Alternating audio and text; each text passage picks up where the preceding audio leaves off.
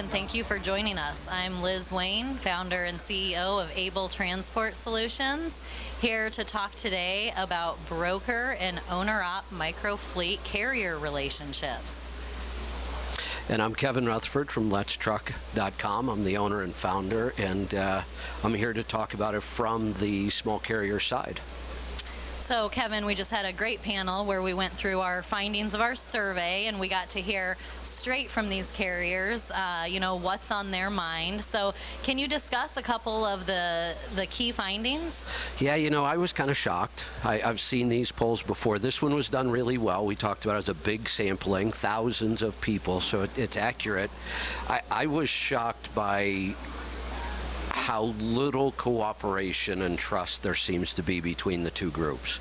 We heard from the owner-operator side about the brokers, but I'm pretty sure we'd get similar results the other way on these topics. And you and I could talk about this for hours. We have talked about this for hours. But really, when we look at the things they were concerned about, detention time or accessorial pay or load details or now freight fraud is a new one, you and I have talked about this enough to know that if all we do is focus on those individual problems, I don't think we're going to get very far.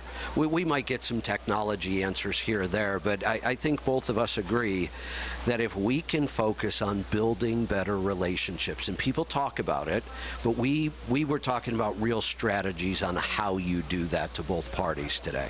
And I just think you and I both believe that we would be addressing all of those issues if we just build better relationships.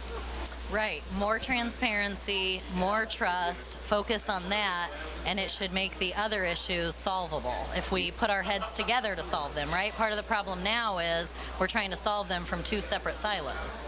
And all we're doing is playing a blame game. And it's not that it's even untrue. I mean, the blame could be completely accurate. The carrier didn't do this, the broker didn't tell me that. But I've been in this industry long enough that we were saying that 30 years ago. Right. That hasn't changed. The problems have gotten more complicated over time because our business has gotten more complicated. But we have to start talking about these problems together, not blaming each other.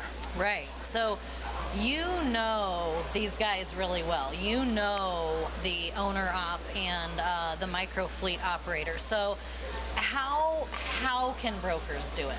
So, they've rejected our technology before. Right. We've tried to bring, get carriers on more loads and increase transparency in that by allowing them access to our TMS or by sharing things. They're not interested in that. So what are some other ways the brokers can, limit their carrier base so that we have the same carriers on more loads and grow those relationships?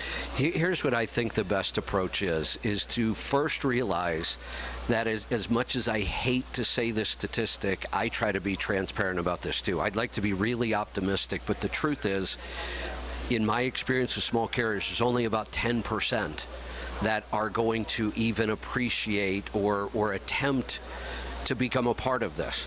The other 90% I've been trying to get to for 30 plus years with education, and they're just not interested.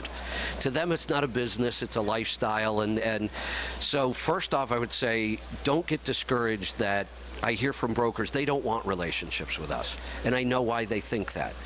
But that 10%, they're out there. And if you can identify them, it will change your whole business. And the way I would say to identify is start asking them questions. Ask them if they know their own numbers. Without being, you're not trying to get their numbers from them, but just ask them, how do they run their business by a P&L? And what are their plans? Do they want to grow? Is there a certain kind of freight they want? We talked about in the panel that there's a personality conflict here. That truck drivers are introverts and brokers tend to be salespeople, extroverts. And there's a clash there. And if the extroverts could understand that and just kind of try to ease some of that information out, then when you identify those people that want to run it like a business, then help educate them and get to know their business too. Yeah, that's interesting. So you're saying identify the 10% that are Right. running it like a profitable business. Right. Now, if we can do that and we bring more opportunity to that 10% than currently exists, will the other 90% take note? I don't think so. Oh, I would like to be more optimistic because I am an optimist, but after 35 years of showing them how I could double their net profit in 2 years, double their net. If I could do that for your business, would you be excited? Come on, let's You'd be go. wide open, right? I can show them how to do it and they will still reject it.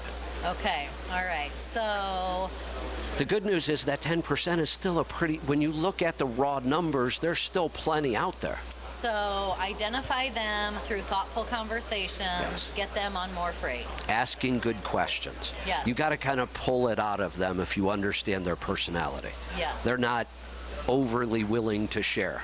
Yes. They tend to give short answers. Then you got to kind of follow up with, well, tell me why. Right. Those right. kind of So things. we have to carry the burden of that conversation, but we can do that. You can because that's what you're good at. Yep. So I appreciate you, Kevin, being at conference. I appreciate you doing the panel, and I appreciate you doing this. Thank you for Well, all of your work. Thank you so much.